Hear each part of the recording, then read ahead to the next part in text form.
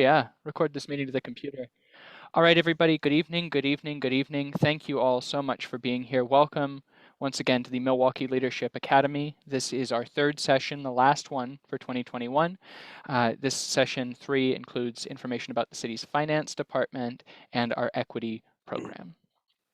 Tonight's schedule, we're going to go into some housekeeping starting right now, and then we will hear from Bonnie Dennis, who is our finance director.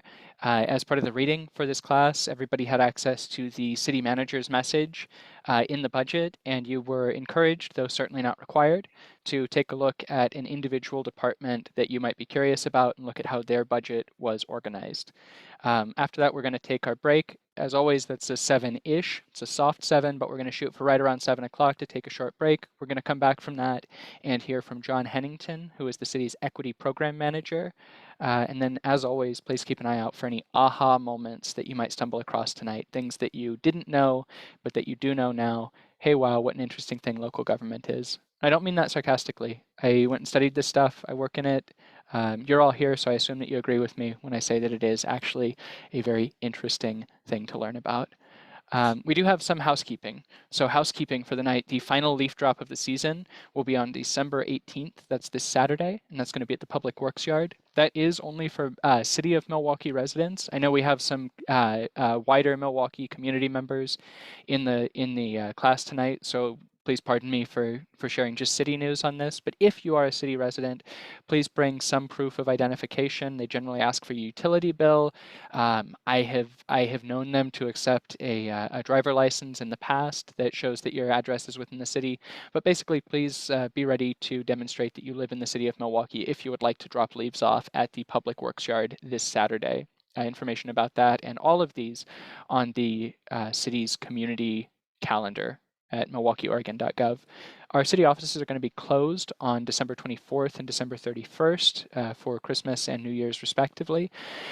The January session of this class, because of scheduling conflicts with Public Works, has been moved to January 12th, which is a week early. I hope that folks are able to attend. If you are not able to attend, then we'll make sure to get a good recording of that out to you. That's going to be a hybrid meeting. It's going to be our very first hybrid MLA meeting and the first time that we've met in person since spring of 2020.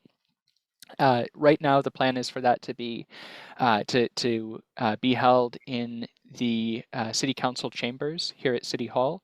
It's 10722 Southeast Main Street. I will confirm that once I'm back in the first week of January, and I will get that address information out to everybody. Again, though, as we've said in the past, for anybody who would prefer to remain online and who would prefer to participate just remotely, then you are certainly welcome to do that, and we will be running it as a hybrid meeting, so there will be full opportunity to participate and to ask questions and to be involved if you'd like to be involved that way. Milwaukie Parks Foundation. Go ahead. Let me jump in just on that. Yeah. The importance of that move to January 12th. Kelly and I both sent out Zoom meeting announcements today that still had the January 19th date on them. So we're going to have to make sure people aren't relying on that. Yeah, well, I updated thank you, Stefan, and I updated the Outlook calendar and then also the Zoom calendar today to show January 12th. So for folks, everybody should have received updates on both of those. And if you did not, for whatever reason, please send me an email and I will make sure to get that updated information out to you. But yeah, January 12th, 1 week early, 1 week earlier than we had originally planned. The Milwaukie Parks Foundation is hosting a Martin Luther King Day Ivy poll on January 17th. For more information about that, Milwaukie Parks Foundation website, which I believe is milwaukeeparks.org. I'll confirm that and get that back to you at the break. Are there any other community updates? Anything else for the good of the class, for the good of the order? I would toss in, especially because we have newcomers in the class, about the Christmas ships and their number of visits to Milwaukee Bay Park on Willamette River.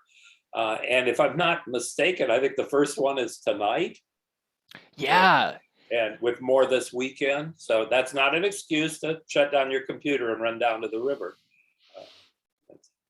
No, great reminder. Thanks, Stefan. Yes, the Christmas ships are pulling through Milwaukee Bay this week. And normally this time of year we would have the city's solstice celebration on this third Saturday, which would be the 18th. But this year, just due to COVID concerns, we're canceling the formal celebration. But for folks who would like to come down and see the fleet, many opportunities this week. I don't think that we actually have those listed on the city's calendar, but Google it. It's out there. Christmas ships, Willamette River, their schedule is posted. We have a question in the chat here from Kevin. Will the January 12th hybrid meeting have a recording of both the Zoom and in-person participants? Yes, yeah, it should. So the way that we've done that historically, there will still be, so Morgan, there will still be a social half hour before. And the way that we've done that historically is that we've used the cameras that are installed in the city council chambers to do hybrid sessions. And I believe that we should still be able to do that. If not, then we will for sure have the Zoom participants. But I would very much like to be able to, at least when people are asking questions, get the camera rotated around so that we can see who's talking. Because otherwise it's just talking into an empty room. Or even worse, just a camera that's on me. Nobody wants that. That's too much camera time. I think Morgan wants to know if we're going to buy pizza for people at 5:30. Yeah, great question. I mean, my understanding is yes, but I think we need to look at that and see exactly what we're doing in terms of encouraging people to keep masks on versus masks off. So when I am, thanks Kevin for sharing that Christmas ship schedule. When I'm back in January, I will square that up with Kelly Brooks and with Scott Stoffer, who is the keeper of the council chambers, and we'll make sure that we've got that taken care of. I'm sorry, I'm rambling. Make sure that we have a good answer on that for you. All right. Pizza was my only motivation. Well, there it is. Yeah. So maybe you should come, and we'll let you know for sure in early January. One of these 5:30 times, maybe Morgan and I should bring guitars. And that'd be pretty cool. Little welcome back rock out. Yeah, why not? Any other community events before we launch in? Okay. So we have here. I have to do this. So go ahead. If anybody with little kids or grandkids who are disappointed not to get to spend time with Santa, can make the link through North Clackamas Parks and Rec District for a Zoom visit from Santa this coming Saturday. That's the last one. So they've been going on for a while, but just a lot of people aren't aware that that even happens. So it's a pretty fun event. Awesome. Thanks, Stefan. Yeah, and then sure enough, Morgan has shared the link there in the chat. So just because this is a thing that I like to do, and I put together this PowerPoint, so I get to do it. Hey, look, my son, look at him. Owen Becker Harris, everybody. Born December 4th, 2021, 7.2 pounds, and boy, can he scream. What a cute little kid. All right, that's all. Agreements. We will show respect and empathy for each other and guests. We will seek to be actively involved in the class. We will allow the facilitators to be responsible for keeping the class on time and on track. And number 4, we will seek to make Milwaukee a flourishing city that is entirely equitable, delightfully livable, and completely sustainable. As always, it is my very great pleasure to be here with you all. And with that, I'm going to go ahead and turn the floor over to Bonnie Dennis, our finance director. Bonnie? Hi, everyone. I don't know how I can possibly follow up the slide with the cute little baby. And so big congratulations to Dan and your wife. So adorable. Thank you. Well, anyway, so I am the finance director with the City of Milwaukee. I've been with the city for about 8 years.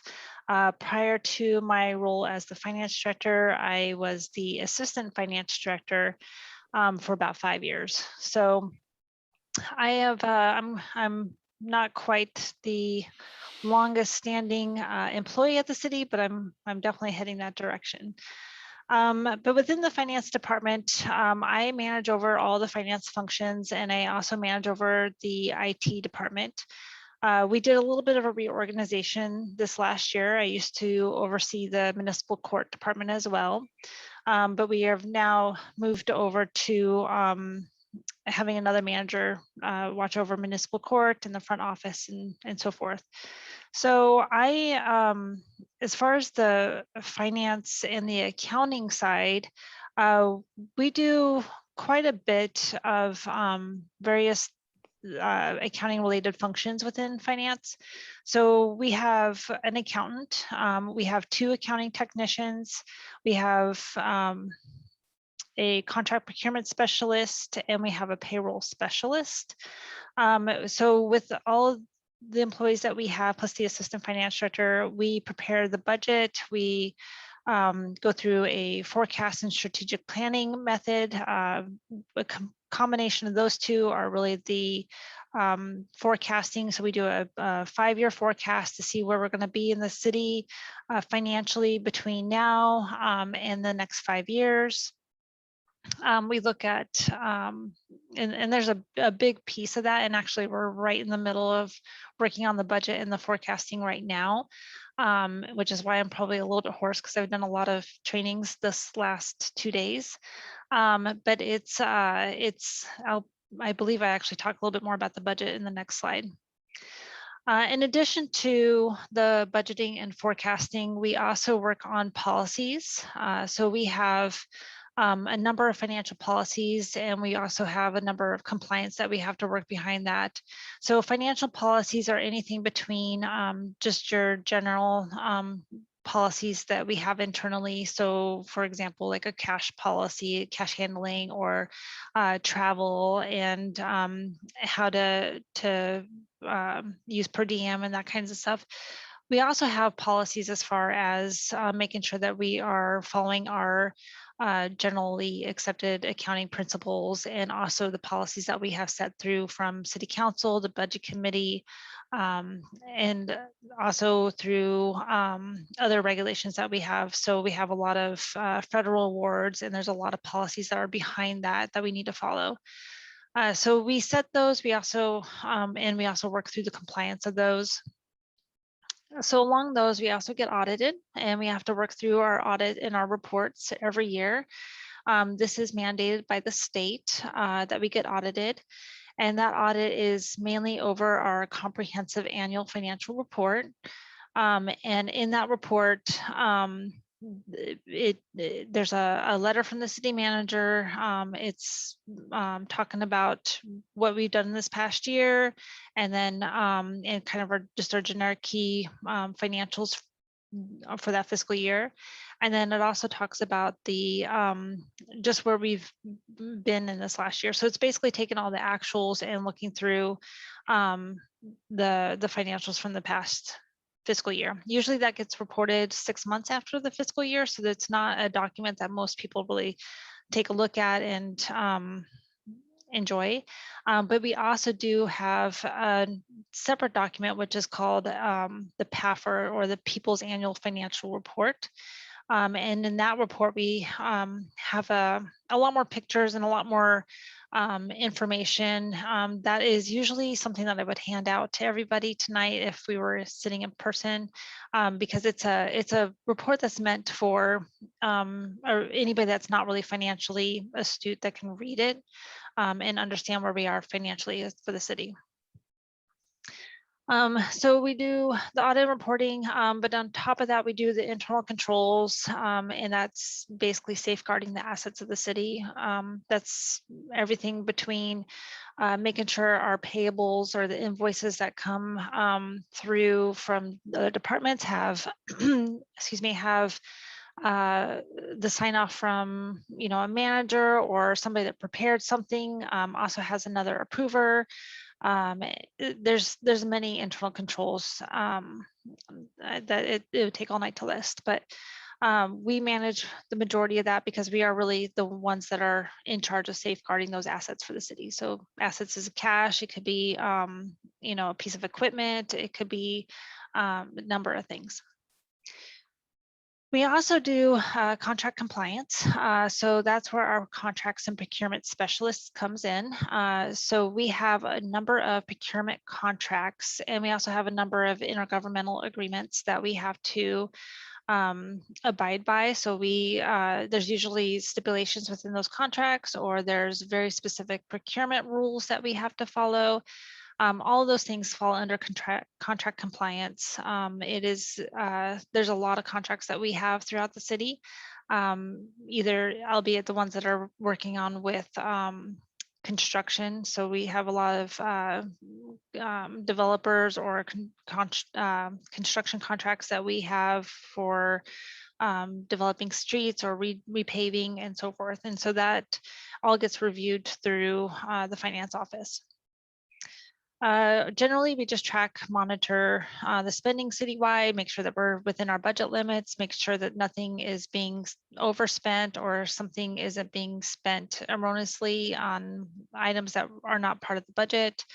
There's accounts payable. We also have accounts receivable, and we obviously do the payroll through the finance office. We also do utility billing, which so every month you get a utility bill.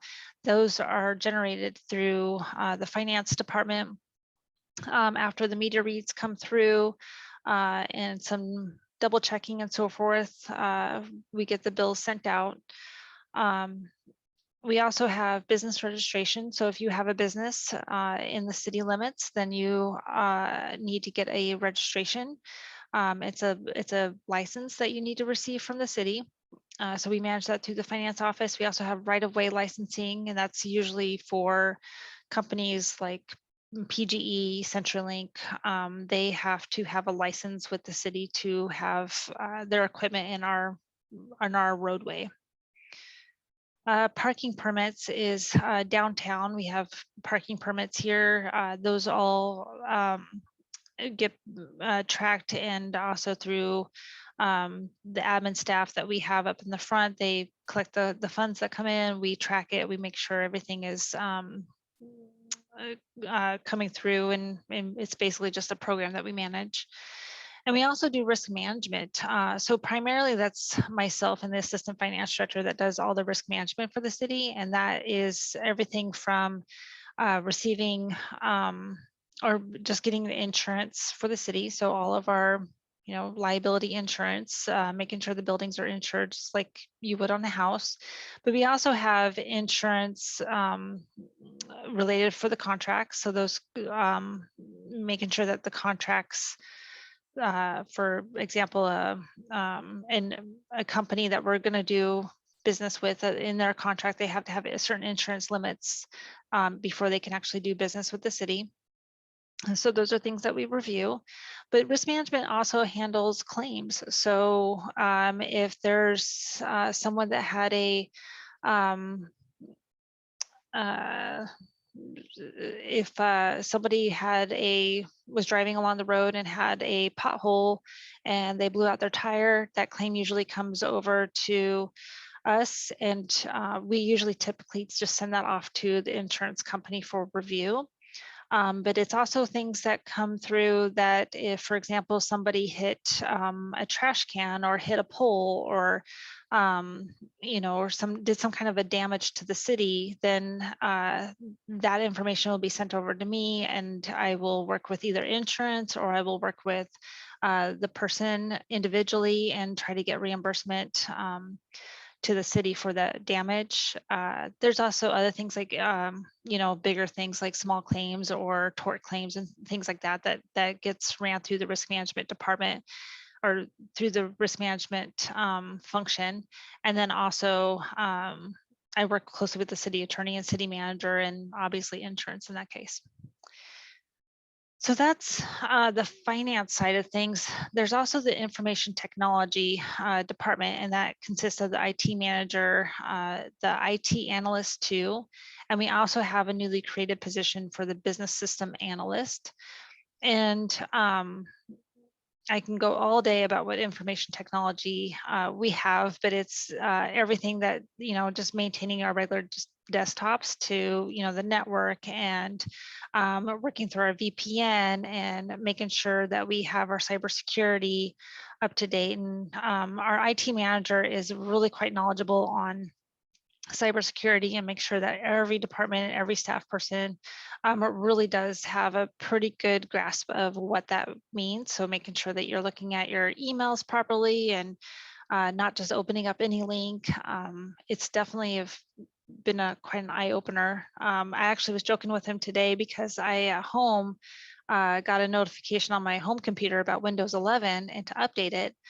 And as I was telling him how I was doing that, I had this a moment of panic, thinking, wait, is there really a Windows 11? Should I have done that? But he put my mind at ease, and it was fine. So, but he's, definitely makes us think twice on the cybersecurity. But outside of that, though, he does a lot more. I can't even name all the details. I know he's working on several projects with departments, things like the building permits system, the tree code, getting a permit system for that. Also working on just our ERP system, which is our financial system, or working on this budget tool that I've started this last year, and some reporting around that. So his office does a lot for the city. And we're also looking at broadband feasibility study, and he's really in charge of that. So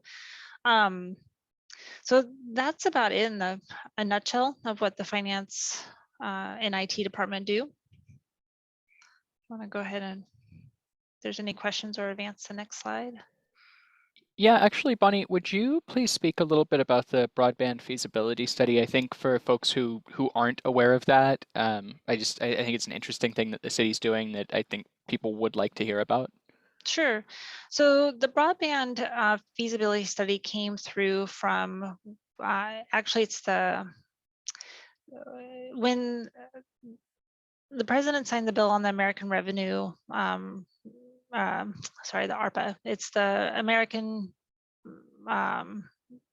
Revenue Act, or what, I'm probably misterming it. But anyway, so part of that act included a number of funds that go to different organizations in different cities. And so the one piece of that is also to look at broadband. And it was pretty clear during the pandemic that having clear, yes, thank you, American Rescue Plan Act.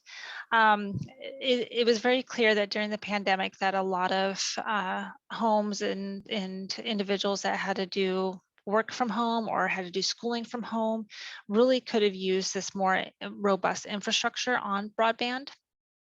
And so part of that act is that we can use funds towards broadband, but before we can even go down that road, we really need to know more about what that looks like for the city, what kind of infrastructure we would need, what kind of staffing that would look like. It's basically just a study to really narrow down the details of, one, do we even need it? Is it a big problem in the city? And then is businesses going to need it? And then also, what kind of funds do we need to have for such a big program? Thank you very much. Okay, so budget in brief. So generally the budget, and like I mentioned before, we're working through the budget right now. The budget is a 2-year biennium budget. And what it looks at generally is just the decisions that the city is going to make and plan for the future. It is not a driving tool for all the decisions, obviously. A lot of the decisions come through previously through city council meetings, through public hearings, through other programs, and so forth. But it does address the city council goals and all the objectives around that. So goals like affordable housing is an important factor, or the climate action is an important factor. And those are things that are all addressed within the actual budget. And not just in terms of the numbers involved in it, but also just laying out the groundwork for it, and talking about it through the departments and who's managing that program and so forth. And then it also talks about service level expectations for the residents and community users. And that's in terms of what you all expect to have. And so that's looking at things like the utilities and the construction projects that we have. Our capital improvement plan is a big piece of the document, and that is talking about things like the street repairs that we're going to do, pipe replacement that we might do, the water tower, or it can even talk about vehicles that we need to, through the city. So the budget in detail really kind of looks at everything holistically and sees where does community members need to be to have those levels that they are expecting as far as services go for the city. Okay.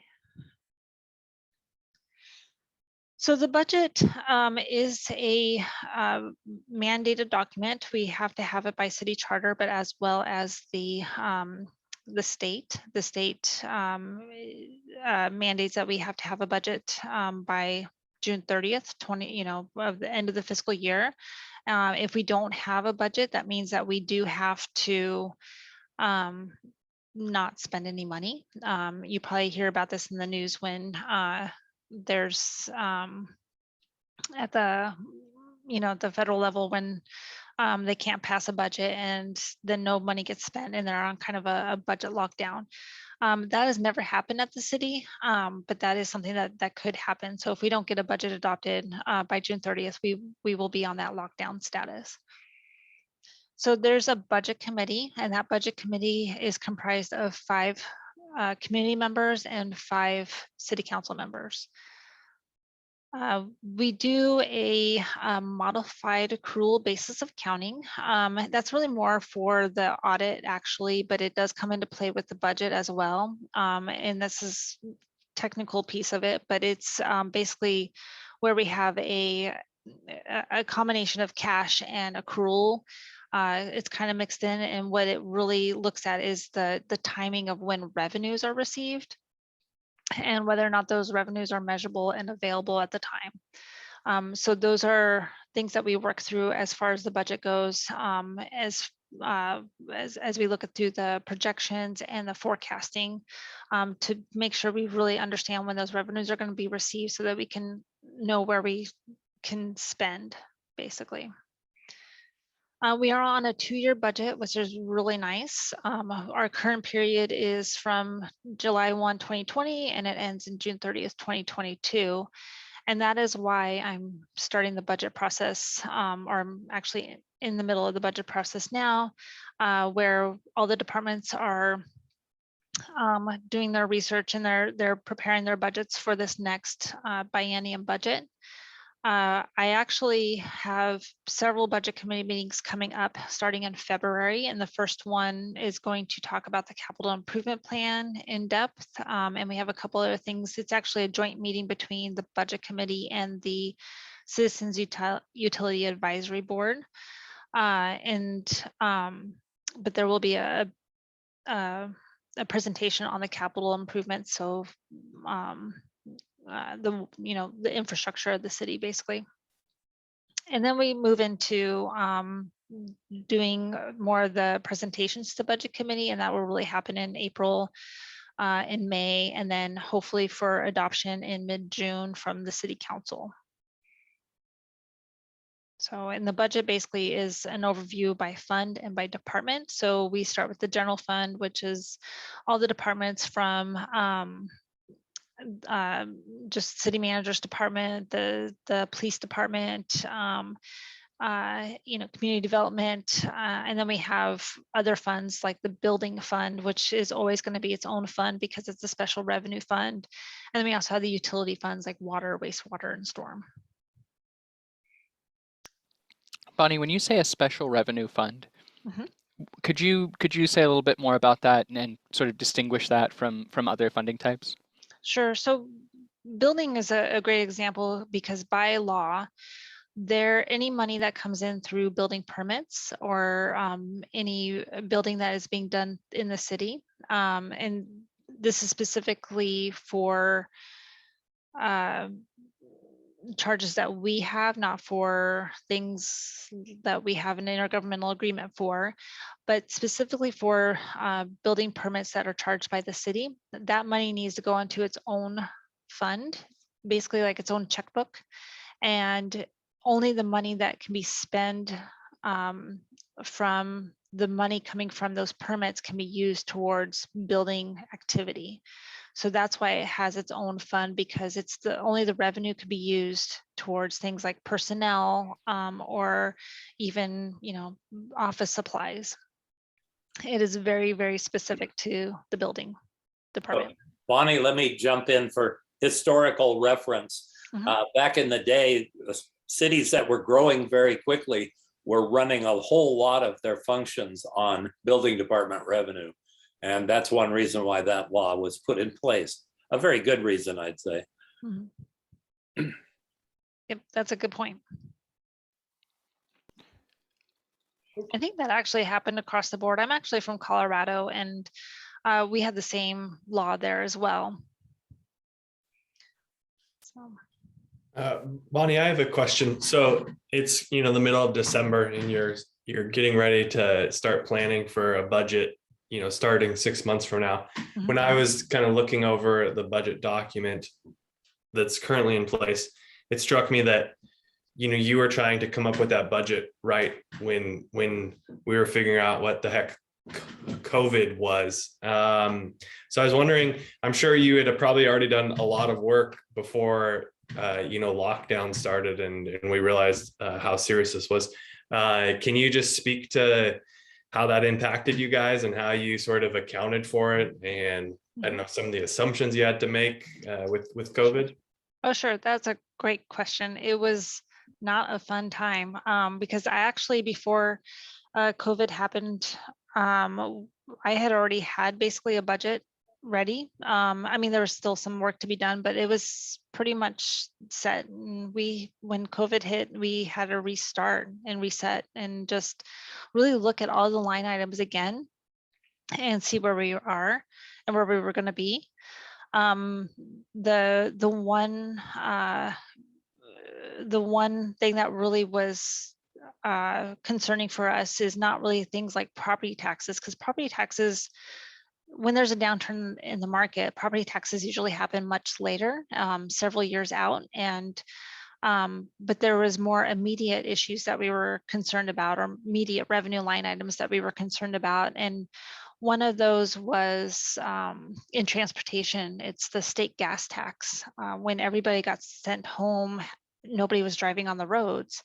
And so the city receives a portion of the gas tax. We have there's two, there's the state, and then the city also has our own gas tax if you buy gas within the city limits. And so that was one area that we saw that was concerning, as potentially that we would lose revenue on. We also were concerned about all kinds of things, fees and charges.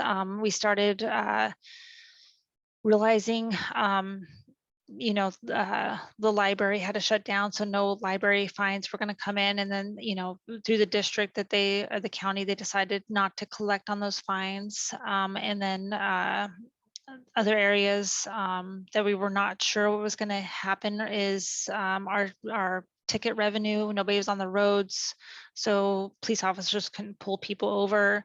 But on the other hand, there was a good thing, because there wasn't as many accidents or people that were failing to use the law. So I mean, it really was a pretty good exercise, I guess, to relook at the budget in a whole different lens. It didn't slow us down. We were still able to get everything done, and we did get it improved by the mid-June deadline that we were anticipating. But we definitely also had to look at our expenses as well, and our expenses did have to take a cut because we really just didn't know what the future was going to hold. We didn't know how much revenue we were going to lose. Nobody did. And at the time, there was also reports of that we're going to go into this big, deep recession again. You know, it was going to be 2007 all over again. So we really looked at it from, you know, let's be conservative and let's make sure that we don't lose the personnel. So yeah, so that's a great question, and it's gives me chills just rethinking, and I'm hoping I don't have to go through that again.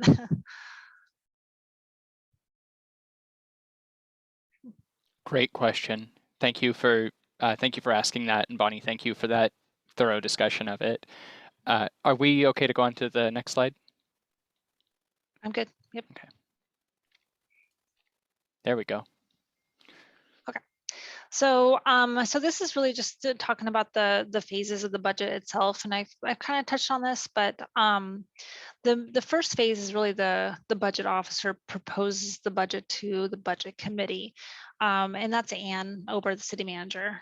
She prepares the budget message. I have to say it's one of the best budget messages that I have ever seen, and I'm actually a special reviewer for other budget reports throughout the country, and Anne really does a really great job of telling the story of not only where we've gone but where we're going. It's a great historical message. So she presents that to the budget committee, and then in phase two, the budget committee reviews the proposed budget at that time, and that's usually when all the departments will present their budget to the budget committee, and then they'll listen to any public feedback, consider changes. There is special notices that have to get reported through the newspaper and online to notify the public that we're having these meetings. And then finally, they hopefully approve the budget. And the approved budget will then go to city council for adoption. So there's really three, and you'll see this in the budget document. There's the proposed budget, there's the approved budget, and then there's the final adopted budget. And the adopted budget is through the city council, through again another special hearing, and they also certify the property tax rolls at that point. So they make sure that our property taxes that we're going to receive from the county is certified to what they what's in the adopted budget. They also have to certify other things that actually is not on the slide, such as the state revenue sharing. And the state revenue sharing is like the liquor tax, the cigarette tax, marijuana, all that has to be certified through the budget adoption phase. So there's several resolutions that get adopted at that night.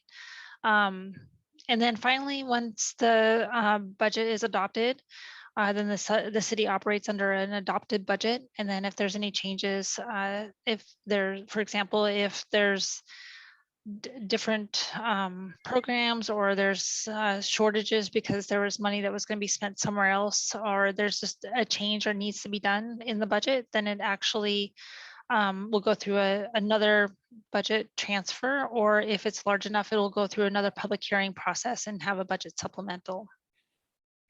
Bonnie, I'd jump in and say that that there almost always is an amendment in a 2-year budget cycle, but multiples. But David has a question for you. I know his hand's raised. Oh. Yeah, I was just wondering, what is the most contested or the most debated portion of the budget? Specifically, I guess, what are people arguing about? Yeah, it's a good question. Actually, I think it really kind of depends on the time period. I've been at the city now for several years. I've seen a lot of conversations around things like sidewalks throughout the city and how to fund those. But I've seen just general spending, library fund, the construction of the library. So it really kind of just depends on what's happening at the time. There's not one set thing that's happened every budget cycle that I've been in. Last year, the police department is another one. If you get a chance to review the budget hearing on at this for the city council, you can watch that. Affordable housing was another. Some other items, just trying to find the funds for these things. So there's not really a contested item that keeps coming up. It just really kind of depends on what's happening in the time. That's a good question. Thank you.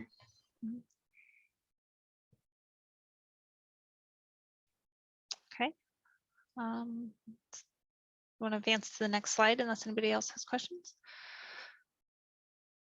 Okay, so property taxes. So property taxes is one of those questions that come up every budget cycle, though, because everybody wants to understand where their property taxes are going to. And hopefully this slide gives you some indication of where your property taxes go.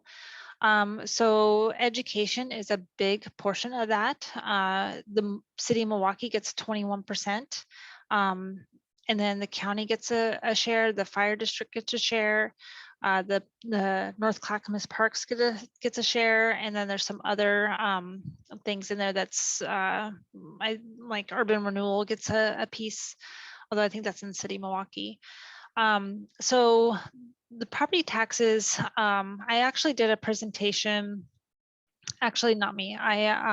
It's the Department of Revenue has done a presentation in the past on how property taxes are calculated.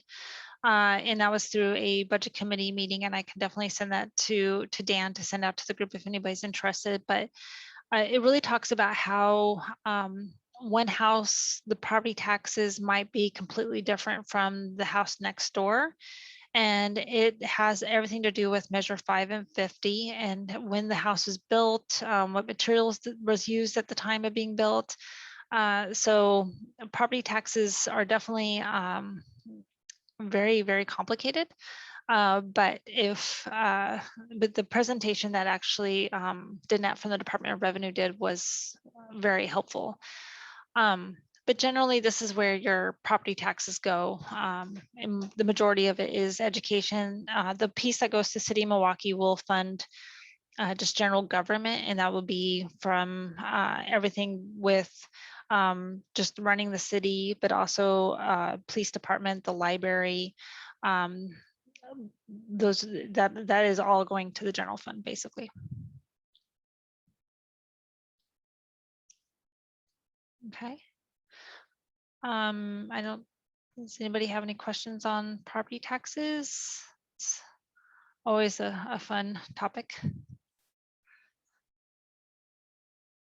Looks like we do have a question here in the chat. Sarah, if you'd like to ask it yourself, please do. Otherwise, I'll go ahead and read it out. Yeah, I'm happy to pop on. I have some background noise. Oh, so sure. Sorry if you hear a toddler in the background. I am just kind of curious, like how the taxes that fund education are collected and distributed. So is it kind of pooled citywide and distributed amongst all the schools in the city, or is it broken down any further than that? And how does that, I guess, relate to like those of us who live just outside the city's limits, but might have children who attend schools within the city limits, that kind of thing? Yeah, so actually property taxes are all collected through the county, and the county will distribute the money to the schools, and how they do that, I don't know. The portion, the 21% that the city of Milwaukee gets is actually from the county. So we actually, every year, we have to certify that we are collecting property taxes, and that goes to the county. When you make a payment for your property taxes, it goes to the county, and then the county then sends us our portion. So unfortunately, I can't answer exactly all the details behind the education or the other taxes that are getting collected and where it goes and how it works. I understand. Thank you. Yeah.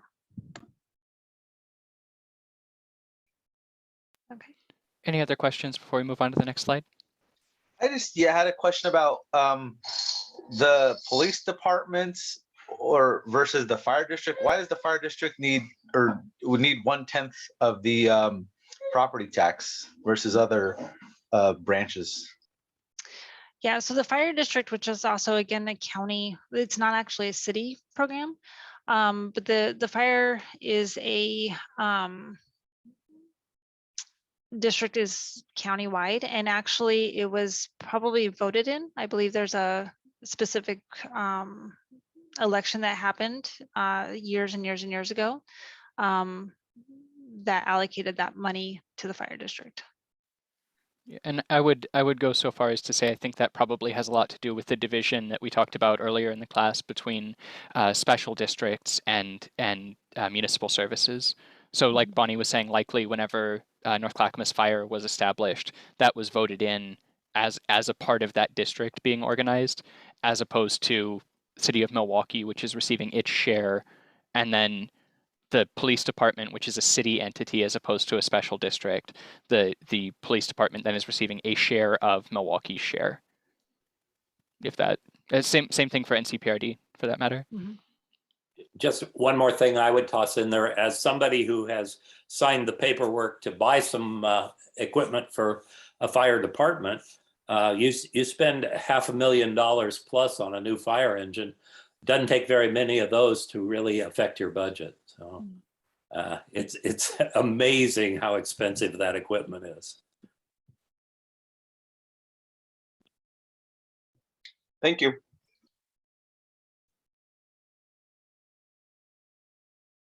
Anything else before we move on to the next slide?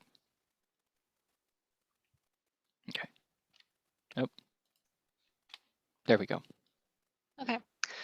Utility payment is also, I know, and this is all the city collection. So when you pay your utility bill, 44% of that actually goes to sewer, and that's actually to treat. It's sewer treatment costs. There is obviously a portion of it that is used towards, maintaining the system, the infrastructure. There's also the cost for personnel to maintain the system, but a big chunk of your utility bill is going towards sewer. The other piece is water, and that's to make sure that you have safe drinking water, pipes, personnel to help make sure the system's maintained. Stormwater is all the runoff from the rain. We get a lot of rain here, so making sure the culverts are clear and the streets can not get flooded. So a big portion of that goes to the stormwater fund. And then we also have streets and also the SAFE program. I'm going to combine those two a little bit because there is a 4% each that goes to the streets and safe transportation fund, basically, and that's to help with maintaining the roads. It will be used for repaving the roads. The SAFE program itself is actually to help as well to redesign roads and put in sidewalks. And that was actually a program that we started, I think in about 4 years ago, maybe a little bit more than that. The utility bill in general, this is the majority where all the costs go. Utility billing technician that I actually mentioned earlier actually gets paid out of the utility funds as well. I don't have a breakdown of how much infrastructure is being used versus operating, but the majority is infrastructure and making sure that the system is working properly. So is there any questions on utility payments and how that works?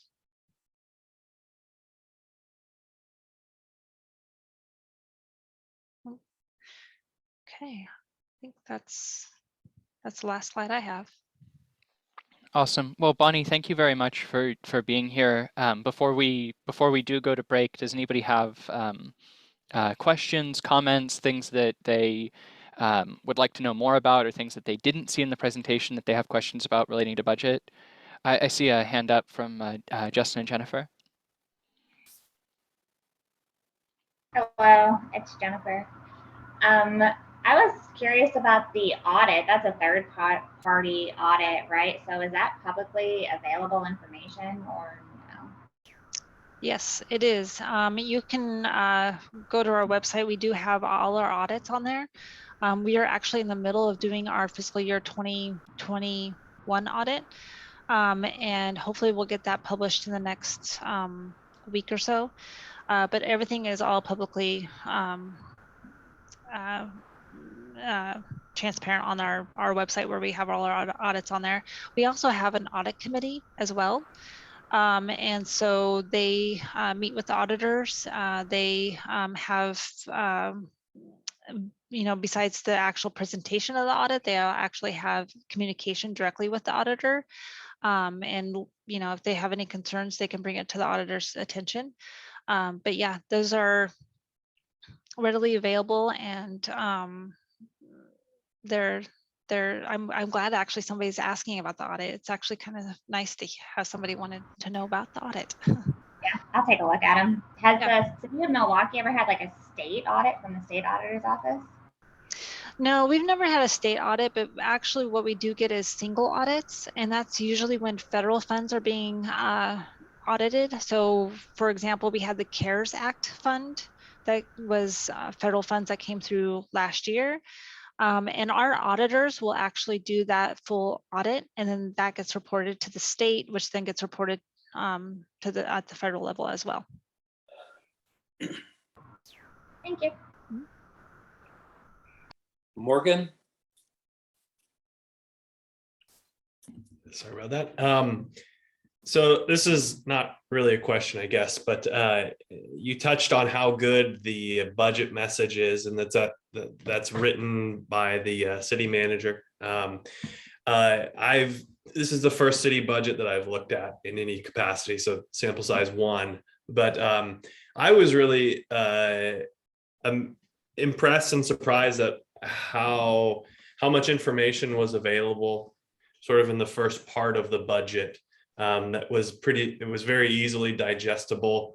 When you think of a budget, you think of Excel spreadsheets. But I thought the information was so interesting, and there's the budget message, and then there goes on to talk about just how the government is organized. And I thought that was really cool. I actually kind of took the idea of the budget message and applied it to a budget I was working on for a very small nonprofit. Again, I don't think I have a specific question or anything, but I thought that was very interesting. Yeah, thank you. I think when you're doing research 5 years down the road, and you think you remember everything, and all of a sudden you're like, I don't remember anything. The budget message and how it's so detailed out and really does talk about the history of the time period. You're like, oh yeah, that's really cool. Or even actually some budget messages that go back 20, 30 years. I mean, budgets have been in place for a long time, and that budget message really, I just see future finance folks and future individuals reading those budget messages going, wow, that was a lot that happened that time period. So yeah, I'll pass it on to Ann. She'll be happy to hear that. Yeah, please do. I think if I went back and looked at budget messages that I wrote for budgets 35 years ago, I'd be horrified. To Morgan's point, just to point back to something that Bonnie shared earlier about the comprehensive annual financial report, and then also the popular annual financial report, CAFR, PAFR, both available at milwaukieoregon.gov. Those are also some pretty accessible, particularly the popular annual financial report, pretty accessible documents for folks who have not gone in and dissected those before. We point you to the city manager's message in the budget itself, because that's just a really good entry point, and it gets you specifically to the budget. But again, on the city website, really, really useful documents, super accessible for, I mean, for what they are. I mean, they can be a little bit dense in places, but they're intentionally written for public consumption.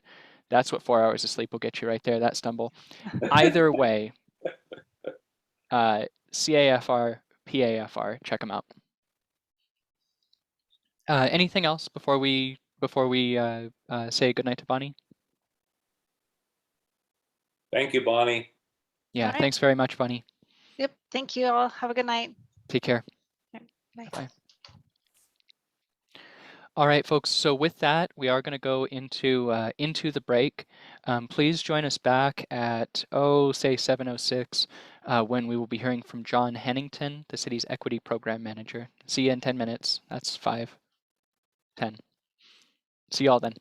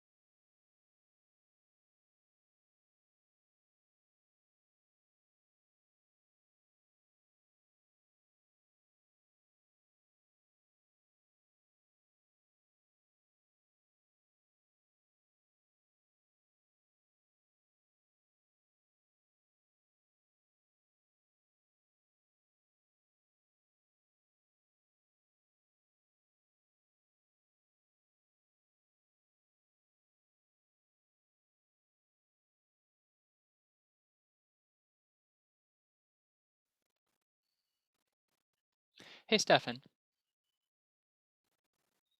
Yes, sir. did I see you working on a motorcycle the other day? I was in a weird headspace because I had slept for like 2 hours the night before and I was walking my dog. And I would normally stop and say, "Hey, Stefan, are you working on a motorcycle?" But in the Wow. moment, I thought, I can't. I can't talk to him right now. I can't talk to anybody right now. Oh, I gotta go. I gotta get home. So I didn't ask. But did I see you working on a motorcycle the other day? Yeah, just trying to keep it running through the winter, you know. Hmm. Yeah. Yeah. Good enough. Howdy, Yeah. neighbor. I've almost reached that point where it's time to convert to a tricycle. Oh, yeah? A little bit embarrassing, but it certainly seems safer. Yeah. I never been a risk taker in my whole life. And so I bike, trike, quad. I mean, I think if it doesn't have walls on it, you're unlikely to see me in it. But I'm glad you have fun with it. Well, I commuted to work from lovely Milwaukee to either Wilsonville or Lake Oswego for 25 years, and it was even before 205 was nothing but a parking lot. It was a pretty pleasant commute. I could see that, especially in the warmer months. Yeah. Yeah. When we were coming back, not this last time, but when we went up for Veterans Day to do like our dry run on Canada, a group of guys out for a ride cut through like that first atmospheric river that cut through up there, and they were coming down the highway. Like half of them had lights on, and I thought like every time one of them would go by, I thought like, all right, that's it, we're done. All right, that's it, we're done. All right, that's it, we're done. Oh my God, how many of these dudes are there? And there were probably, I don't know, 20 of them, but they were lane sharing, and I just thought that is, boy, you all have more faith in the human condition and in my ability to keep this car straight on the road than I do. You're saying they were actually lane splitting? Yeah. Yeah. Like I was like they were cutting in. There's a car next to me. I'm here. Actually, it was a truck next to me. I'm here, and they're just right in between us. Which yeah, it's something I have never engaged in, but I know a lot of writers who do. Yeah. And you know what? Good for them. I mean, people want to fuss about it. It was a bigger thing back in California, back before I moved up. They had passed legislation legalizing it, and people say, "Oh, well, why should they get to cut ahead? Oh, well, why should?" Well, make it an environmental thing, if nothing else. If that makes you feel better, because it's a greener way to travel. How about that? But anyway, that's neither here nor there.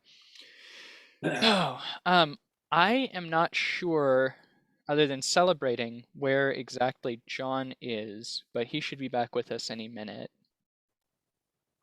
And otherwise, we'll get to see what you and I can do to vamp for time. It looks like John is checking in with us, so I'm sure he's going to appear any minute. Oh, perfect. Yeah, let me. There he is.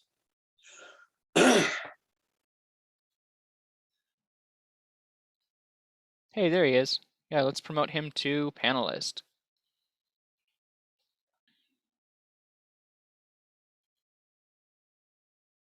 Wish I'd made that argument. Here, Dan, just been hanging out for a bit. Oh, well, John, but for me to know that, I would have to check and look at who our attendees are rather than just our panelists. And how am I supposed to know you're there just because that's the link I gave you? It's weird. It's I was just here quietly. It was actually, I love the tricycle. I think that might be my next mode of travel. We should talk. There you go. All righty, let me welcome back, everybody. Good evening. Good evening. Let me go ahead and get our PowerPoint brought back up. There it is. Alrighty, and I will share screen. There it is. All right, and as always, we've got big picture, not little picture. I'm going to take that as a yes. All right. So everybody, welcome back. Thank you. Let me actually begin Oh man. All right. Well, it recorded all of that. So I'm going to go ahead and have to cut out that middle break section because nobody wants to watch all that. But now here we are again back in session, going now for the future cut. And we're joined by John Hennington, the city's equity program manager. John, welcome, welcome. Thank you so much for being here. Please take it away. Well, good evening, everyone. Thank you so much for having me. I am really thrilled to have a chance to talk with you all tonight. I've heard great things about this group, and I'm bracing myself for some good questions. So I will just jump right in. I am, as Dan said, John Hennington. I'm the equity program manager for the City of Milwaukie. I have been here just over a year. The equity program started last summer, summer of 2000 or 2020, 2020, after the council adopted diversity, equity, or sorry, excuse me, equity, inclusion, and justice as one of their council goals. That update led to the creation of this position, and I started here right at the end of November. So just over a year now with the city, and I'll give you just an overview of the work we've been doing and what our work means. Dan, could you go to the next slide, please? Thank you so much. So equity. One of the questions that I get frequently is, what does equity mean? And the best, there's a lot of illustrations out there about this, but the best one that I've seen to date is this one. It's drawn by Tony Ruth, and it is based on the Giving Tree. Many of you may recognize the book and the artwork.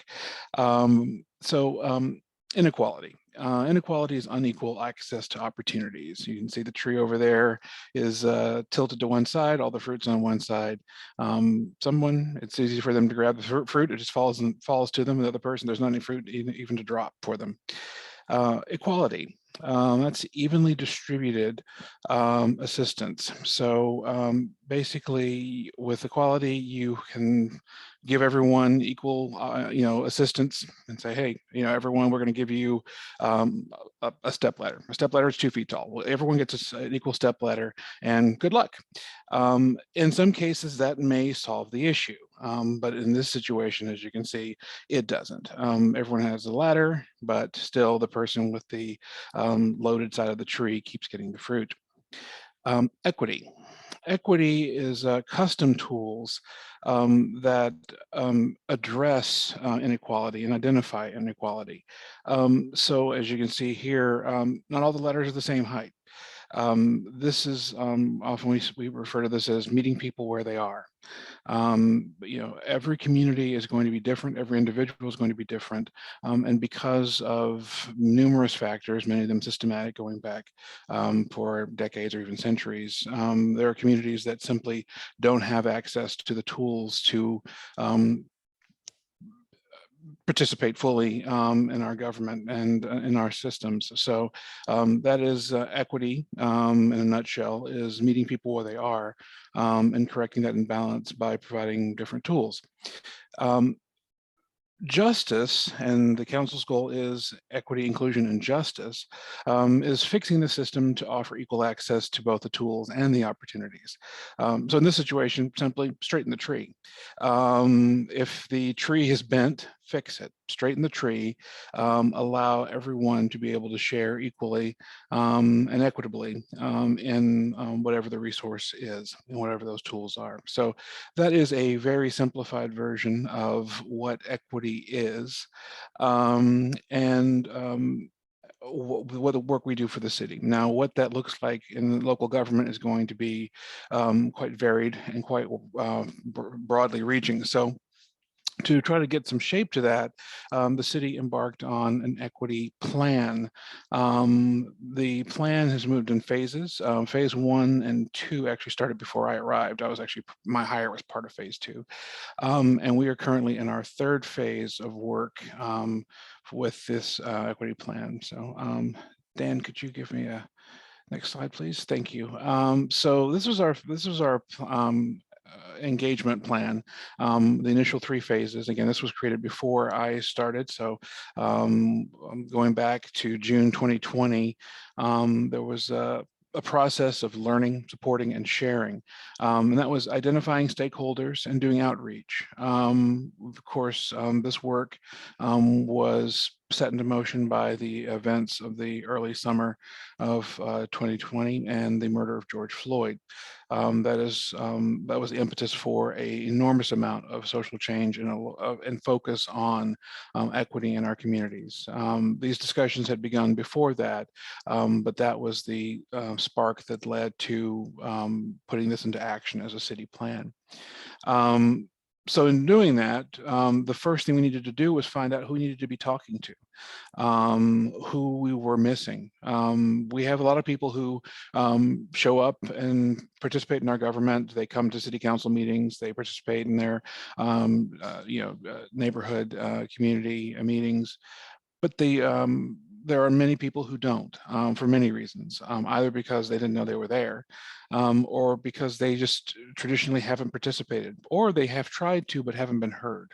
And that creates these inequities that are almost invisible to us unless we actually go reach out to the communities and ask, are we hearing from you? Are you hearing from us? Are we reaching you? So there was a process of identifying stakeholders and a series of listening sessions. The initial focus was around policing. That was the topic that was, of course, of greatest interest at the time. And so a series of listening sessions were held. There were 3 sessions. One of them was held entirely in Spanish with facilitators who were culturally sensitive to make sure that we were asking the questions in the right way to get the answers that we needed from that community. There's a lot of data and research gathering, training for our city staff and for our city council, and then identifying resources that were available already in the community. We moved into phase 2 in November. Again, that was beginning with my hiring. Community conversations with the police chief and the council, reaching out to members of the community. We created a policy workshop for members of the Bypoc community. If you're not familiar, Bypoc is Black, Indigenous, and people of color. We began a workshop over about 2 months, 7 meetings to discuss our city's police policies. And it was one of the most difficult and one of the most enjoyable processes I've been through. It was hard. We had some very difficult conversations about race and policing, about the legacy of past and in some cases current practices in law enforcement. And we also learned a lot. We had in-depth conversations about how policing works, why certain things are done. And there was a lot of learning and a lot of just talking.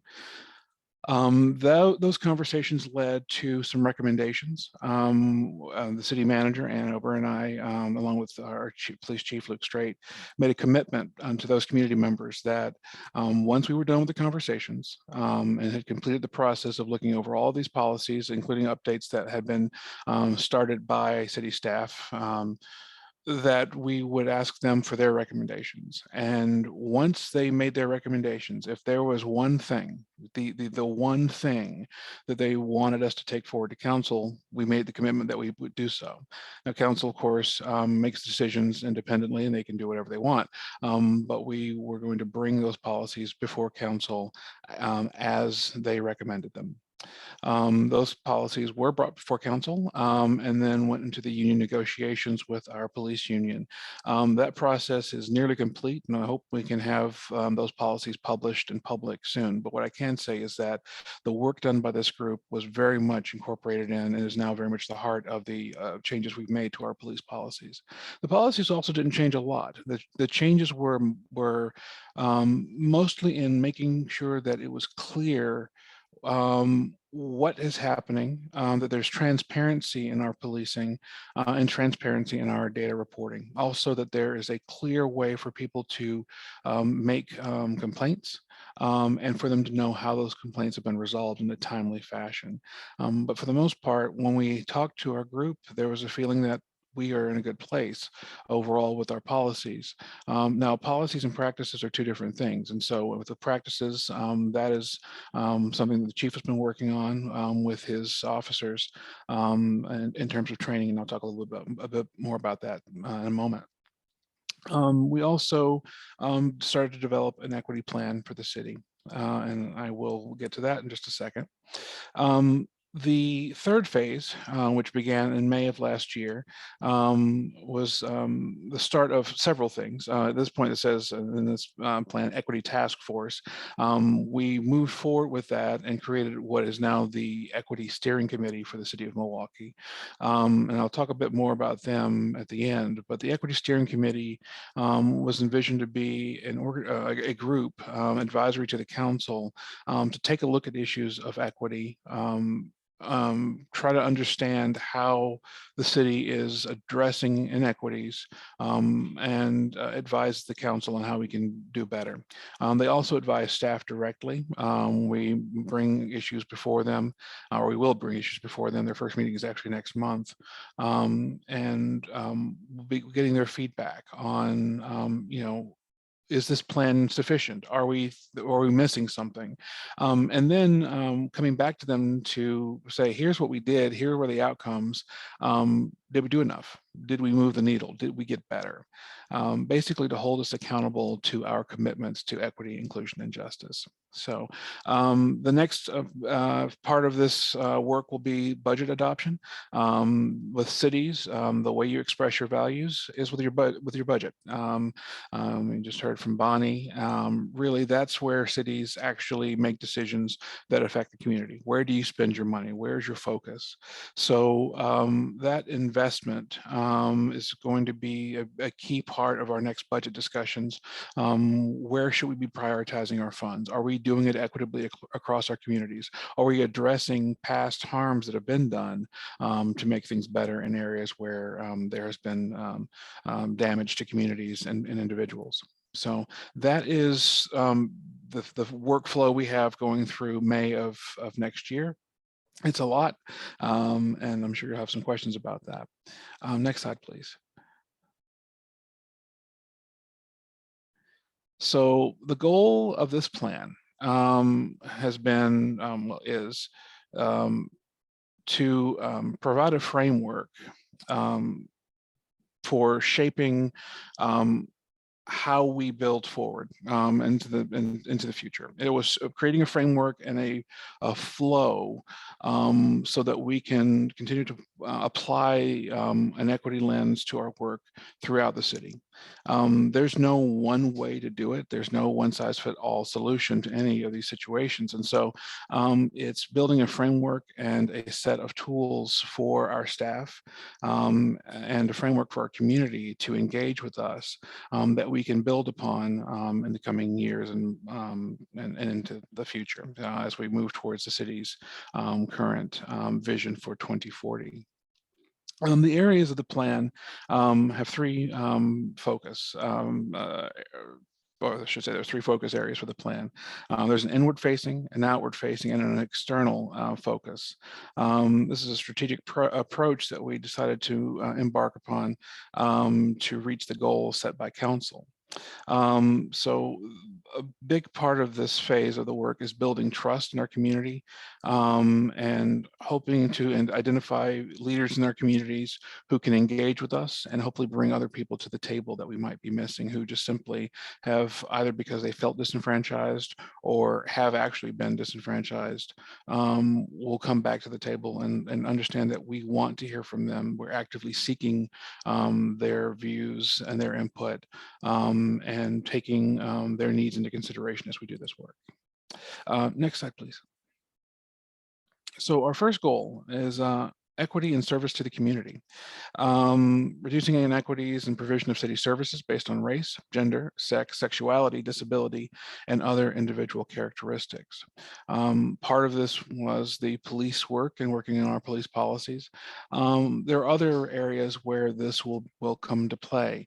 One of the things that you'll hear about pretty soon, because we'll be presenting on this next week to council, is that there is stops data, which you may have heard of. If you haven't, I'm not sure if this group hasn't met with police yet.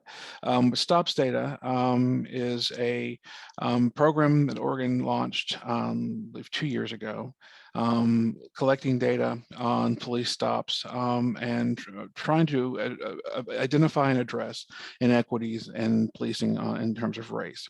I am not going to try to explain how the data is collected or designed. It's way more statistically difficult than I understand, but I can tell you that the data is designed to look at 3 areas. First, who are you stopping during the day versus at night? Basically, are you stopping certain groups more when you can identify them by sight as opposed to when you cannot? It's called the veil of darkness test. There are 2 others that deal with what happens after that stop. And then the data is number crunched to find out if there is a statistically significant difference between how one group or another is treated. When there is one category of the 3 tests that a city has a statistically different significant difference, then the city is made aware of that. There's a discussion about the data, and there's a discussion about ways that could be improved and possible causes. If there are 2 or more areas where a city has a difference, then there's a formal referral to further come up with recommendations for that city. The city of Milwaukee did have a statistically significant difference in the past year, actually past 2 years, relating to the number of Black drivers stopped during the day compared to the number of white drivers during the same time frames. So basically, comparing the 2 groups, day to day and night to night, there was a difference in the day, and then the difference was large enough that it became it was brought to our attention as something we need to take a look at. The solution to that, we believe, is, and Chief Strait and I are in agreement with this, is to continue our implicit bias training. Implicit bias training is something that our department has done now twice in recent years, and I believe they may have done it before that. But it is training to help us identify the biases that we all have. Every single person has biases. They are impossible to avoid because they're part of our society. They're part of being a human. And so, but many of them are implicit, meaning that we aren't aware of them. The implicit bias trainings that we're doing are designed to help us understand why these biases exist. I recognize them when they impact our decisions or our judgments, and then make sure that we are able to stop and address them in ourselves and in our colleagues when they do come up. So there is definitely a lot of work to do in that area. The difference was not enormous, and so there are other things that could have been a factor there rather than just bias, but it's still something that we are taking action on and had been doing so proactively. The other areas, the city did not have a statistically significant difference. And so basically what those numbers tell us is that we may be stopping drivers more because of race, and specifically Black drivers during the day. However, once that stop occurs, those drivers are being treated the same as other drivers. And so that is that is, we hope, something that will, thank you, Kevin, for sharing the stop data page. And there's some narrative there, and the researchers will actually be before us with council next week. So we're looking forward to that conversation, and we appreciate them being willing to come and join us to talk about this. But one of the things that they said, and looking at the data, is yes, you do have additional stops here. However, once those stops are occurring, you're treating your drivers the same.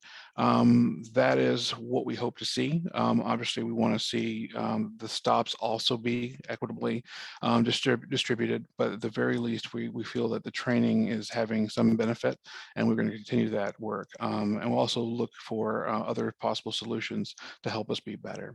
So that's one area where we look at equity and service to the community. There are other areas, and I can answer questions about that a bit later. So next slide, please. So equity within the workplace.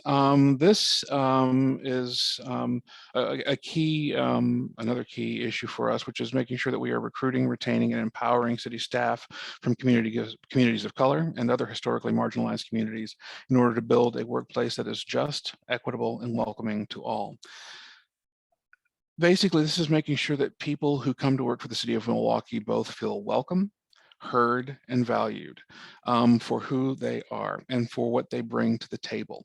Our individual backgrounds, our individual experiences, all add to the conversation.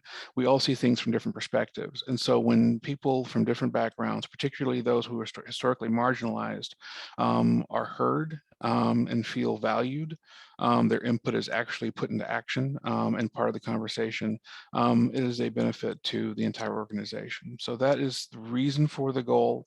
The actions we are taking, what we found when we looked at our recruitment is that our recruitment, we're getting applications from a pretty diverse pool of candidates, but we are taking actions to make sure that we are doing direct outreach to communities that may still be underrepresented in our staff. Also making sure that we are, once we are hiring people, quickly introducing them to our equity policy and our equity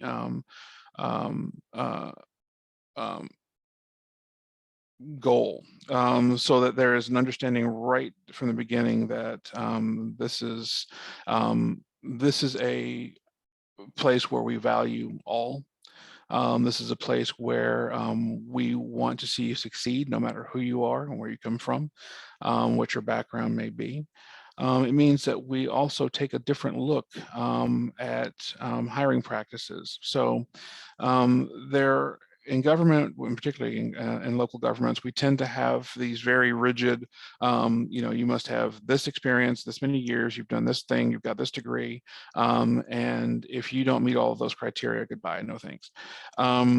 That ignores the fact that people may have experiences that are completely non-traditional. It may not show up well in a resume. We don't know until we ask them. And so by making sure that we say right up front in our hiring policy, and it's in on every one of our job postings, that we encourage people from non-traditional backgrounds to apply. Don't count yourself out just because you don't have this specific degree or this many years of experience doing the thing. Obviously, you need to be competent in the work, but we ask you to show that to us rather than just assuming that it's going to show up with a piece of paper that you have in your hand. That has been a very important part of this work, and I think it will pay off. Obviously, this is the type of thing that takes a couple of years before you can see the results, because we're a small organization. We don't actually have a lot of turnover, so we don't hire a lot. But as we are making new hires, we are hoping that we will see that. The key is that we're looking for the most qualified individual. That never changed, but we are reconsidering what those qualifications may look like to make sure that we are hiring the best person for the job. And someone who shares the values of the city. We want people to feel welcome here and that they can succeed. We want to set people up for success rather than failure. So next slide, please. And equity in our community. This is has been the most difficult part of this plan in this past year, and COVID, of course, is the biggest reason for that. It is very hard to bring communities, groups together when we have social distancing and all sorts of challenges. But the city has been engaged with our communities across North Clackamas County to try to work on ways to share ideas, collaborate, and move forward together. No one has the right solution, but between all of our communities and other communities across the state and the country, we're learning and sharing what we've learned and stealing the best ideas and discarding the ones that don't work. Right now we are collaborating with particularly Clackamas County on the racial justice study. The racial justice study is taking a look at the state of our communities of color across Clackamas County. And it's doing so in two ways, looking both at who people are, what their ethnic and racial backgrounds may be, but also where they live, because that combination of race and place may have a really big factor in what people's outcomes are. So that study will take about 2 years. The City of Milwaukie is supporting that both financially and logistically. And we're looking forward to seeing what those results will be. Typically, when we do research, we look for quantitative data. So do I have enough people of this group to be able to make a determination? The problem with that is when you have very small minorities in a community, then you're never going to get that number, or you're going to skew your data in trying to. The approach of the study is don't try to do that. It's gather as much information as you can, look for patterns, look for consistent reports, and then make determinations based on that. It's using a much more in-depth approach. It's quite labor intensive, but it's a way of getting useful information about our communities, where we are failing, where we are succeeding, and where resources may need to be brought to bear. That's just one. There are many other things, but again, I'm happy to answer questions about that in a bit. Next slide, please. And again, our Equity Steering Committee. So the Equity Steering Committee is a 9-member committee. The council appointed those members last month. They begin meeting next month. The group is quite diverse. We have people from various ethnic backgrounds. We have people who are immigrants. We have people who have lived in Milwaukee their entire lives. We have people who own businesses in Milwaukee. The backgrounds of this group being so diverse is exactly what we were hoping for. We wanted people who represented individuals with disabilities, the LGBTQIA community, and certainly our Bypoc community. And I think we have a remarkable group of people. I am so excited to work with them over the coming years. So that committee, will get to work in January. We're going to take some meetings for them just to get to know the city, because the work they're doing requires them to have some understanding of the context of what we do, how we do it, how decisions are made, so that they can give us the best possible recommendations. So that committee, we expect will start taking reports from city staff around April and making recommendations around that time. We're also asking them to define their scope. It would be very easy to overwhelm this group. And so we're asking them to tell us what they are interested in and what they are not interested in hearing about. There may be things that they think, yeah, that's the best thing, I want to hear that. There may be things they say, look, that's not really that important. You figure that out yourselves. And so we're going to work with them on figuring out what that scope is to help shape what they do. Thank you so much, Kevin, for sharing our Engage Milwaukee page, which I will admit is a bit out of date. We'll be updating that soon. So that's our Equity Steering Committee. We are looking forward to hearing what they have to say to us and listening to them. But in addition to the formal approach of the Equity Steering Committee, we will continue to work informally with community groups, organizations, and individuals. And we invite people to talk to us, share their experiences. If there's a problem, we want to hear about it. If there's things we are succeeding on, we want to hear about it so that we can do more of that. So that's our approach to this. But the Equity Steering Committee gives us a formalized way of looking at what we do as a city. Next slide. And that's it. Questions. This is my contact information. If you have questions for me or suggestions or thoughts, feel free to email me. Again, it's henningtonj@milwaukeeoregon.gov. I'm also, you can find me right on the website. I'm always happy to take calls and emails from people in the community who have thoughts. And if you ever want to sit down and have a conversation, I'm always happy to do that. So with that, I'm open to questions.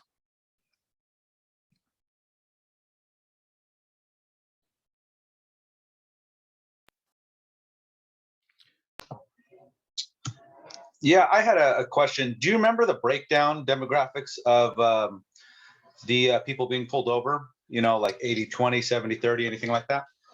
So it comes out in a number. It's a statistical number. So it's like 2.58 was the number for black drivers. So basically what that meant is that a black driver in Milwaukee would compared to a white driver would be pulled over basically 2.58%, I believe, more. I believe that's how that breaks down.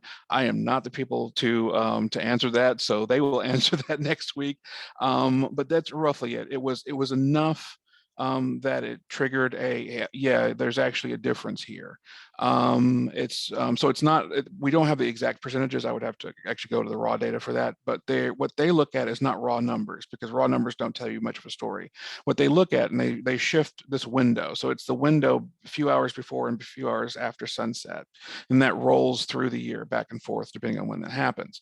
They compare all of the stops of white drivers and then all the stops of black drivers in those two time periods. And if there's a difference between the daytime time period and the nighttime time period, they then look to see if it's significant. And if it's significant, which significant doesn't mean it's massive, it just means that there's a statistical difference, then they give us a call and say, hey, we're going to issue this report. Let's talk about it. And that's what we've been doing with the Oregon Criminal Justice.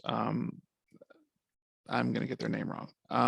Or Oregon Criminal Justice Commission is the actual organization. So they will actually explain what those numbers mean, because again, I'm not a statistician, but they looked at that's the comparison they do. We can actually look at the raw data, but the issue you run into with the raw data is that we have, just because of our population, you're going to have a dramatically larger number of stops of white drivers than black drivers or Latinx drivers or Asian drivers. That's just the reality of where we live as a community. So it's not looking at the raw numbers. It's looking at, once you control for that and for other factors, do you still get a difference? The actual number of stops is pretty low. So it's not that there was a huge number of stops. It's just literally, you just have the number of stops between daytime and nighttime was enough of a difference for black drivers that that's why we are going to be having the conversation we're having next week.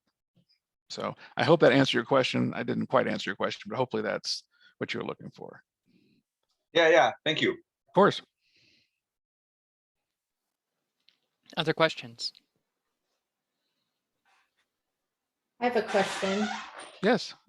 Is there any data on the retention rate for BIPOC employees of the city of Milwaukee? We're looking at that. That is very hard for us to maintain. One, we haven't tracked it in the past. Well, that's not true. We haven't tracked it specifically as a retention rate. So the challenge with that is, when you're a small organization, people don't leave very often, except for this year, because everyone has left everywhere, right? This year is the year that everything is now in flux, which, by the way, now that we're tracking that, it's going to make this year look awful, because everyone left, right? No matter what.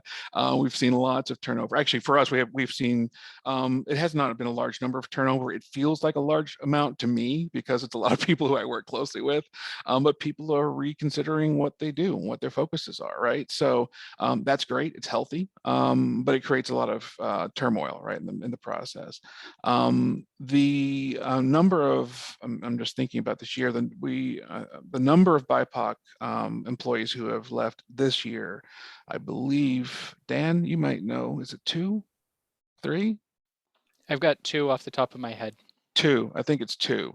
And we've had probably 12 or 13 departures. So, but again, it's really hard to control for that when you have such a small sample to deal with, right? So that's why we have statisticians look at this stuff for the stops data. For the same reason, it's very hard.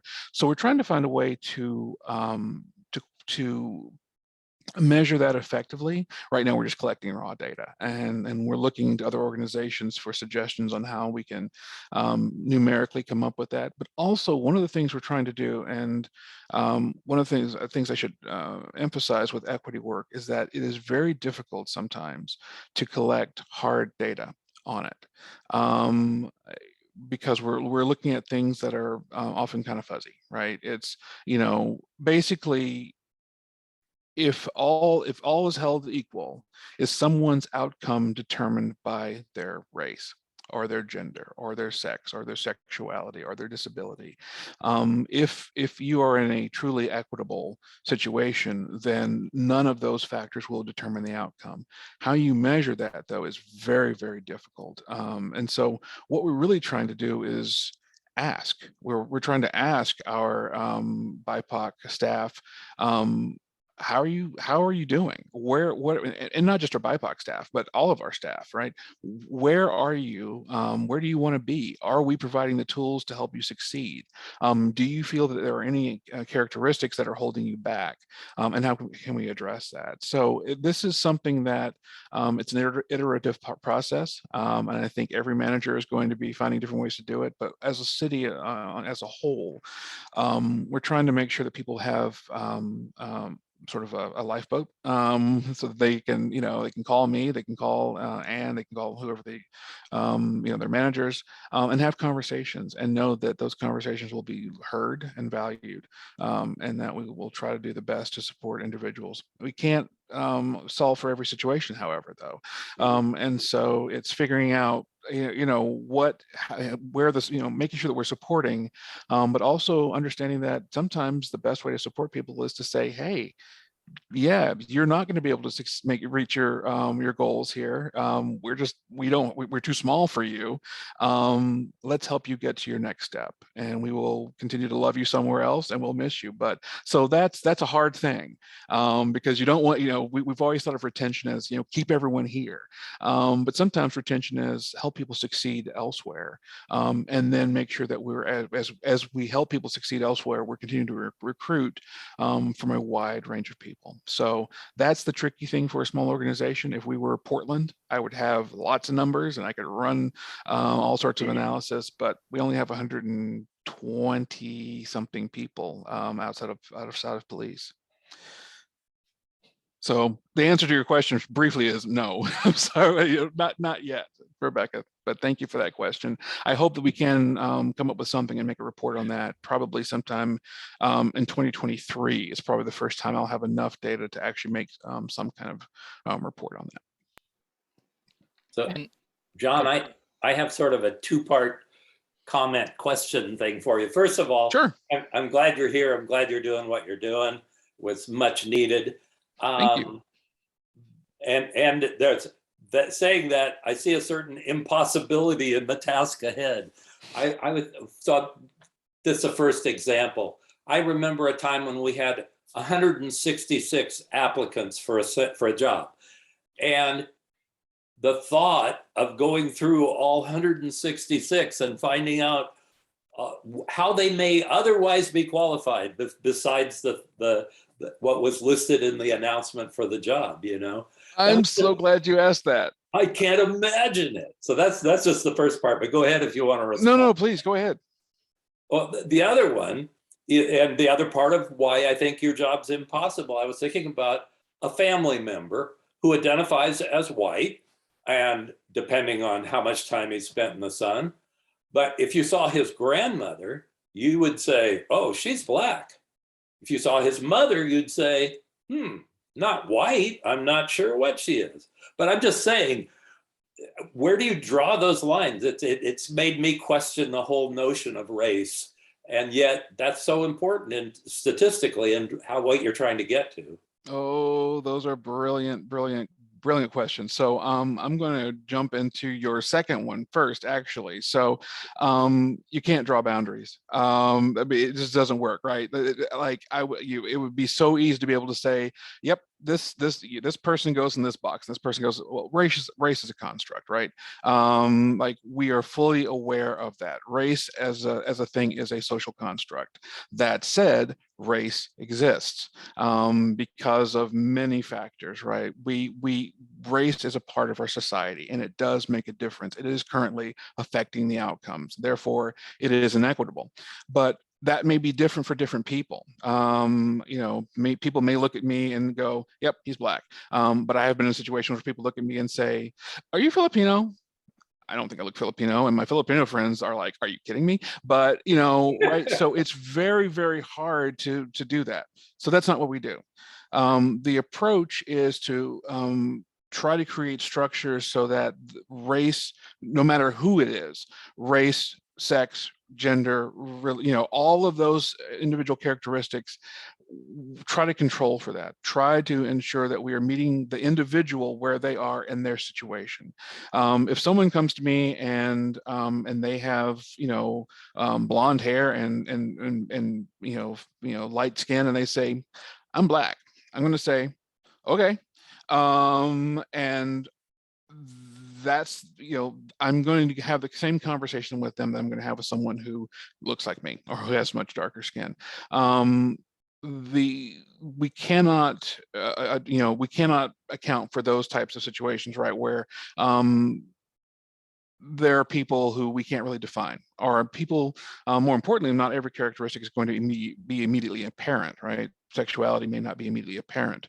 Gender identity may not be immediately apparent if someone is not outwardly expressing their gender. So what we try to do is create a system. Again, it's straightening the tree. It's creating a system where when you encounter race, gender, whatever it is, that the resources are available to everyone equitably. So that's basically what we're trying to do. That is, I mean, it is hard. I mean, the answer is, honestly, you cannot solve everything. We cannot solve for every situation, and we cannot anticipate every problem that we will have, right? We are open to fail and then to try again. I am certain that some of the things that I will attempt to do will fall flat on their face, and I'm okay with that. And I have a boss who has said, "That's okay, fail away, and then let's try to be better next time." And then we measure again and see what we did. But there's no single answer to this. If you're a math person, it's a problem with many solutions. The thing that you pointed out about applicants is, I'm so glad you brought that up. So one of the things that we've done this year was use a tool. It's called Spark Hire. Doesn't matter the name of the company, though. It's just a tool that allows us to create online interviews. So COVID was the thing that really got Spark Hire going around the country, made them very successful. But for us, it was actually a tool to allow us to quickly see a lot more people. So I know we're getting late, but I'm going to give you an example as quickly as I can of a situation involving police. So police, we went through a recruiting period earlier this year, and we had a large number of applicants, big pool of applicants. Traditionally, when we have hired police officers, what we've done is we have everyone go take the national test. There's multiple ones, but there's one test that we use. Take the national test, and there's a passing score. And we've said, okay, well, there's too many people who passed, so we're just going to take the top. We're going to take the top people, and those are the people we're going to interview. We're going to just pick the top, 10 scores, and we're going to interview them. Doesn't matter that we had 50 people who passed. We're going to take those top 10 scores. Well, then we looked at the test. I took the test. I looked at it, and I was like, this test is awesome. It tells me what school you went to. It tells me that you went to a school that taught you how to pass standardized tests, or it didn't. That's what the test taught me. It didn't tell me anything about whether you could be a police officer. It does give us a minimum standard, and we needed that, right? There were some things of value in that test, but the test did not alone tell us who was going to be an extraordinary police officer. So what we did was say, can we interview everyone who passed?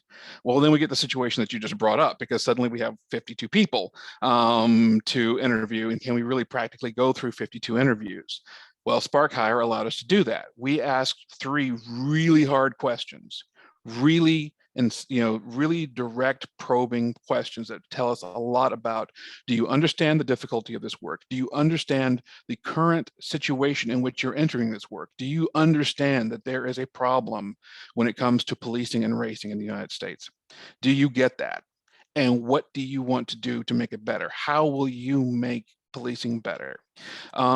So that was one of the questions, but there were 3 really hard questions. And then you get 30 seconds, and then you film your answer.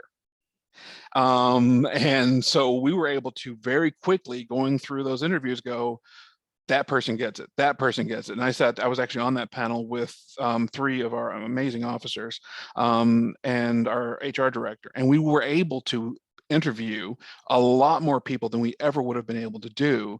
And it was everyone who had passed the test. And then from there, we were able to find the best candidates. It was our most diverse recruitment ever in terms of the people who we have hired so far. Not because we lowered our standards, but because we changed the way we looked at how to do this process. So there are things that we are learning, and we've applied it to other things. The library, we had a posting with 250 applicants, same thing, right? So we're using technology and other tools to help us be able to shift how we look at what we do to make it better. Again, we can't solve for every situation, but by doing that, we are no longer putting an advantage on people who went to better schools, which is what we were doing. Not intentionally. We weren't intentionally discriminating against people who may have been from lower income backgrounds or people of color, or, people whose school districts were just not as good. But that's what we were doing. I mean, in effect, that's what we were doing. Once we recognized that that's what we were doing, we changed what we were doing. And I think we have better outcomes because of it. John, thank you very much for all of that and for that very thorough picture of some of the changes that the city has been making. Morgan, I do want to acknowledge, I saw that your hand was up there, and I'm sorry that we didn't get to you. If you would please, and John, I know you've extended the offer already. If you would please forward that question to henningtonj@milwaukeeoregon.gov. I don't mean to speak for you, John, but I mean, you've spoken on it yourself. I'm sure that he'd be happy to get you. We are at 7:55 right now. And Stefan, I'm not sure how you're feeling about it. I think it's time to roll into our ahas for the week. Absolutely. Or for the month rather. So John, just on behalf of the whole class, thank you so much for being here, and thank you for being with us. And I know we all really do appreciate you taking the time. Thank you all so much. I appreciate it. Have a great evening. Please feel free to reach out to me with questions. Thank you, everyone. Take care. Aha moments. My aha moment wrapped around about half of what John talked about, that I didn't even know was going on at that level of detail.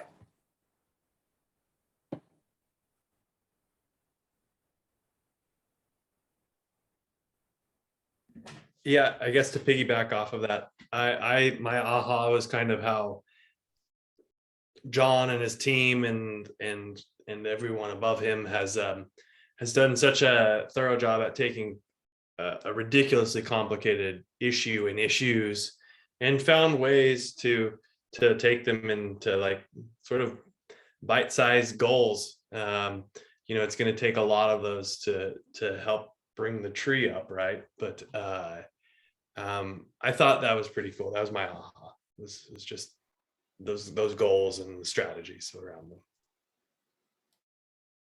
Yeah, Emily, please go ahead.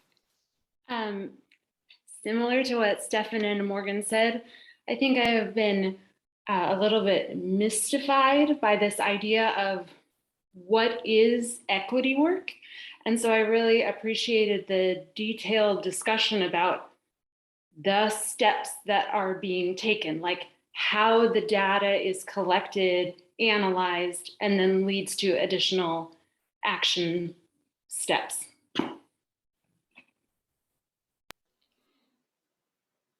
Yeah, it's really fascinating stuff. I work physically closely with John, and I've had the opportunity to sit in on some of those meetings, and the way that he works and the way that sort of this developing equity field of study works is really fascinating and really important work. Any other aha moments? I just wanted to say that I'm so surprised that for Milwaukee, which is kind of a small town, kind of a small city, it's not huge, that we actually have something like this and someone like John on staff doing this kind of work. It really, there's the rhetoric of, we're trying to be a city that's sustainable and equitable. And then I just kind of, it sounds sad, but I'm kind of surprised. I'm like, wow, there's actually real action happening. So that's really cool.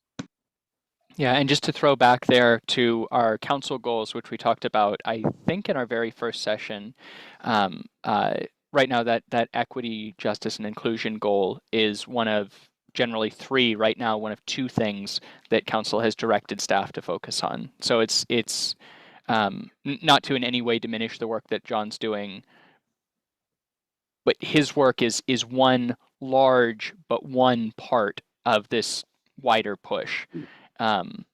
So yeah, I mean, I've said it before, it's not just because I work here and because I'm a resident here and everything else. Milwaukee punches way, way above its weight class over and over and over again. Imperfect, as every place is imperfect, working, really trying to be better. Jim, final aha for the month? Well, I just want to say, for those of us that have had, when you have a problem with that surrounds your gender or your sexual orientation or your age or your race, and I'm sorry, I'm going to turn this thing off. If it's a very serious one, and we're living at a time when that can be just really traumatizing, and it can really hurt when you experience that with a public institution or, for example, the police. It's just really nice for me to be able to participate in this and know that I could talk to that guy, and it's really helpful. I just want to say thank you.